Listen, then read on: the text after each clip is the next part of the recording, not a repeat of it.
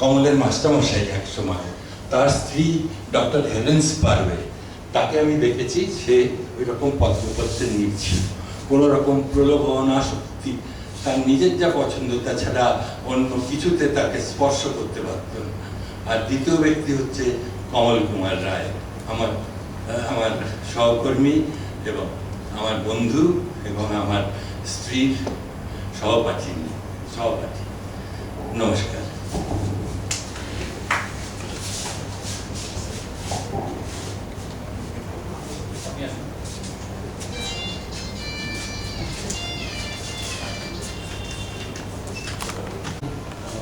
কঠিন, কমলার সঙ্গে শেষ দেখা হয় 31 তারিখে, সেদিন আমি নার্সিংহোমে লাস্ট আমার সঙ্গে দেখা করেছি। 31 তারিখ লঞ্চ ছিল, সেদিনই বোধহয় ওনার সঙ্গে অনেকক্ষণ বসে গল্প করেছিলাম এবং ওনার সেই নিজস্ব স্টাইলে আমি রাজার মতো আছি, বেশ আছি, দীর্ঘ আছি। এবং ঠিক একটু আগে উনি যে কথাটা বললেন, ওই ব্ল্যাকটা উঠে গেলে ডাক্তারবাবুরা যা বলছেন মনে হয় 7-8 বছর। সো সেইটার পরে এমনকি যেদিন ওর ফার্স্ট অ্যাটাকটা হলো সেদিনও সকালে উনি আমাকে একটা SMS করেছেন এবং সেই SMS এর ভাষায় বা কোনো কিছুতেই একটু বুঝতে পারিনি যে তার কয়েক ঘন্টা পরেই he will have his first heart attack.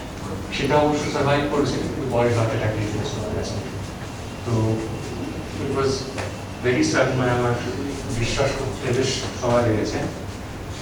যাই হোক, কমলা সম্পর্কে প্রথমেই বলতে গেলে আমার মনে পড়ে প্রথম কমলটাকে দেখি আমি যখন আইএসআইতে এমস্ট্যাট করতে ঢুকি। আমি আইএসআইতে ওই বাইরে আন্ডার গ্রাজুয়েট করে আইএসআইতে এমস্ট্যাট করতে ঢুকি। আমি 3 বছর এমস্ট্যাট করতে হয়েছিল, কারণ সেই সময় আইএসআইতে ওই যারা নন স্ট্যাটিস্টিক্স ব্যাকগ্রাউন্ড থেকে আসতো তাদের 3 বছর এমস্ট্যাট করতে হতো। আমি সেই এমস্ট্যাট করেছি। তো সেই এমস্ট্যাট করার সময় কমলদা আমার টিচার ছিলেন, আমাকে 2টো কোর্স করিয়েছেন ইনফারেন্সের। সেই সময় আই ওয়াজ ভেরি লাকি, আমার গ্যালাক্সি অফ টিচার্স ছিলেন। তাদের নাম করলে এখন মানে অশোক মৈত্র, KPS ভাস্কর রাও, কমল রয়, এরা প্রত্যেকে মানে they are very different personalities. Ashok Maitra এমন একজন লোক যিনি ক্লাসে ঢুকলে ইটস হিপনোটাইজিং পার্সোনালিটি, মানে একজন স্টুডেন্ট সাবজেক্টটাতে ইন্টারেস্ট থাক না থাক, বুঝুক না বুঝুক, he would die to be in that class just to see that person talk. That was Ashok Moitra. And then when I think of Kamalda in contrast, it's a spectrum. মানে কমলদা একেবারে উল্টো দিকের মানুষ, যাকে দেখলে মনেই হবে না যে enthusiasm-এর zero সাবজেক্ট সম্পর্কে, but then it takes you probably a month or 2 months before you suddenly realize that whatever he has done is rock solid. So teacher হিসেবে উনি কেমন ছিলেন এরকম, তো এখানে আরও ওনার ছাত্র আছেন, ওনার পিএইচডি স্টুডেন্ট হয়েছে, তারা অনেক কথা বলতে পারবে, আপনারা ওয়েবেও অনেকেই বলেছে, আমি সেই ডিটেলে যাব না। আর একটা জায়গা আমার পার্সোনালি যেখানটাতে সব থেকে বেশি লাগছে সেটা হচ্ছে যে আমি যখন প্রথম আইএসআইতে ঢুকি, পরে ফ্যাকাল্টি হিসেবে আইএসআইতে আমি যে জায়গাটাকে সব থেকে বেশি করে দেখেছি সেই জায়গাটাই হলো স্ট্যাট ম্যাথ ইউনিট। এটা আইএসআই আমার কাছে খুব একটা বিশেষ জায়গা।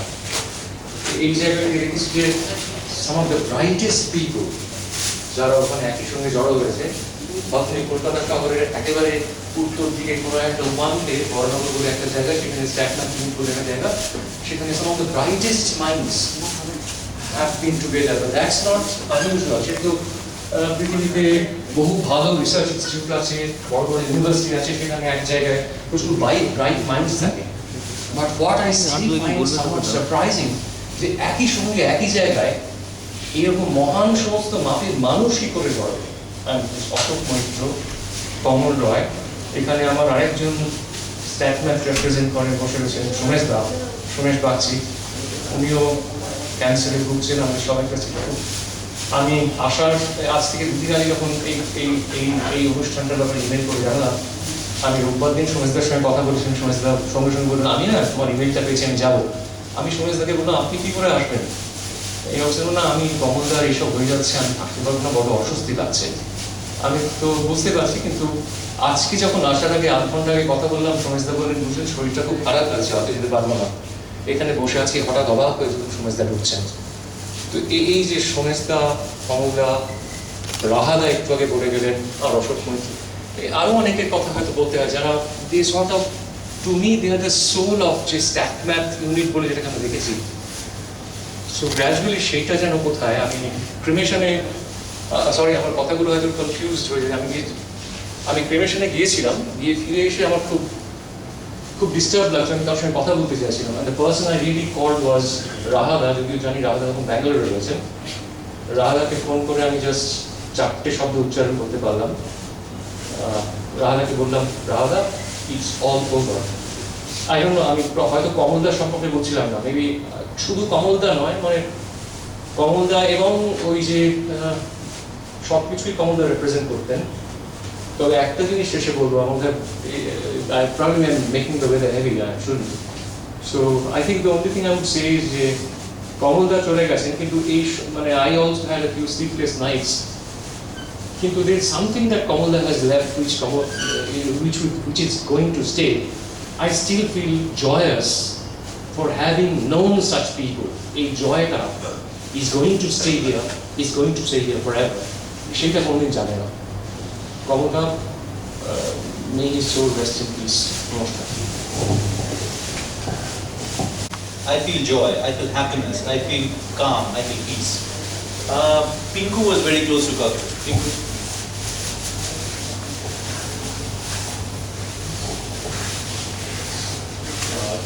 I have two names, Pinku and Pinaki. Both names were given by Mahmood, Common Drive. And actually, he was not only a father figure, he was like a father figure. So, around 18 months back, I lost my father. So when we were in the cremation, and at the last stage when I broke down, it was he who took me aside and told that, "Chinta ki korte, sabhi to ache." So it was always like that. The emotions are too many, so that's entirely personal. But more than anything else, he was my best friend. So things which you can't share with many people, I used to share with him. And I used to get his advice all the time, or rather I will say indulgence all the time. So because he was very soft on me, so for things where I can get a spanking from my mom, he was there to sort of wave it off. Last যখন কথা হলো সেই বাজার হলে আছি, কোনো চিন্তা করিস না, খালি খাবারটা মাধু বাবা is there, so that's why I am telling তুই একটু যদি মাধুর সাথে কথা বলিস তো খাবারটা যাতে একটু ঠিকঠাক দেয়, একটু মাটন টাটন দিলেও ভালো হয়, এখানে খাবারটা ঠিকঠাক দিচ্ছেন। Okay, I tell. And that time because he just came out of ICU, কিন্তু এসব খাবার দেবো। And what he told my wife is that তোমাদের নতুন বাড়ি, because I just shifted to US couple of months back, and that time we are shifting to the house. নতুন বাড়িতে একটা ঘর রেখো, আমার অনেক নিউ জার্সিতে বন্ধু বান্ধব আছে, আমি আসবো, আমি অনেক দিন থাকবো। And my son was even closer friend to him. Both used to call each other Dada. So their sort of their salutation used to be, he will tell Dadai, he will tell Dadai, and Dadai, that will go on for next 5 minutes. There is no further sentences. One will tell Dadai, another will echo Dadai. So the same thing happened when we had the last call with him also. So he also he could not come in terms with that what has happened. So, and due to this thing and due to staying with him for long, actually I was one of the generally he did not used to discuss much bridge in the household, but I have been fortunate enough to go and see many of his games, because for some reason he used to allow me to go. So I came to know quite a few of the bridge fraternity, because I used to go in some of the tournaments to just see that how things are going on. So that's where some of the relationships also started there. But and we were joking some days back that with all the qualities that Mahamuni had, One was that he was very fond of good songs, especially Rabindra Sangeet. Same was with me, but both of us had one thing in common. If any of us started to sing, this hall will become vacant in no time. And we could only sing in each other's company. So it was like that. So sometimes we used to, my brother here, Purandasa was saying, today if there are no people to sing songs, then you have to sing all his favorite songs. Actually, yeah, only he can relate to that. Because the last time actually we were there together, it's a couple of months back. I just come here before shifting tea, but that's in April. So till night 1 o'clock, he put some of his favorite songs, and both of us, and it was most of the songs are by Devavruta Vishnu, and both of us were trying to copy him and sing, so he can well understand what was happening. So my mother was telling that go to sleep, and he was very prophetic. He told, you never know whether this kind of a night will ever come when we are together singing. And actually he was prophetic, and it was an oracle which I realized later. So that is the last night I spent with him. And he was insistent we will not go to sleep today. So we finally went to sleep at 3 in the morning or something like that. So these are some of the things which are there. But the thing with him was that, that's what I'm saying, that we used to always feel joy. And all of the cousins that we are there, who are his sons, we used to feel that because he was an eternal optimist. I never saw an iota of any negative feeling in him. About any person, about any incident, about anything. I actually don't remember hearing him speaking ill about anybody. And that was a quality which I have seen in very few. And whichever situation, whichever circumstance one used to relate to him, he had an uncanny knack of finding something positive out there. And beyond that, if there is nothing positive to come, he used to say, so he used to just dismiss it that way rather than telling that or moaning or groaning like that. So hopefully we think we'll be able to take that spirit forward. We don't have the intellect that he had, but at least we can take the spirit that he had. Thank you.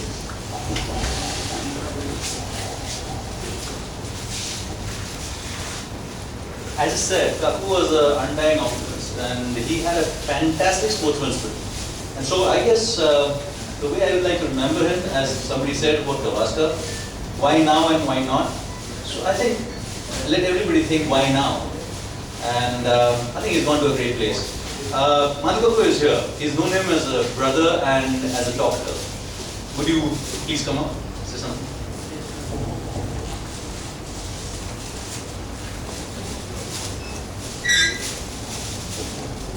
আত্মীয়তার সুবাদে কমলদাকে আমি ছোটবেলা দেখেছি।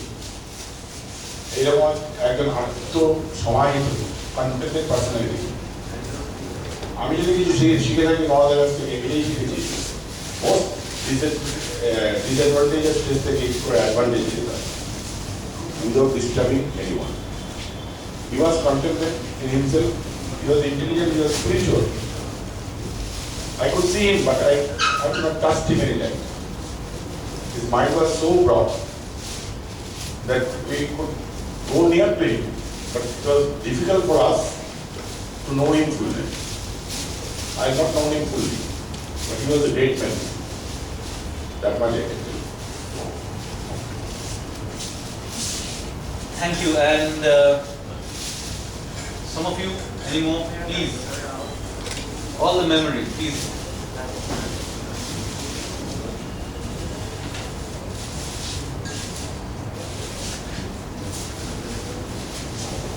আমি গৌরশঙ্কর রায়চৌধুরী, অমরকে আমি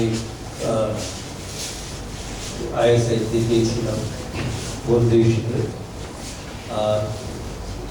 সারা জীবনে এখন পর্যন্ত আমি কমলের মতন এত ব্রিলিয়ান্ট ছাত্র দেখি। ও অ্যাকচুয়ালি অনেকেই শুনেছি যে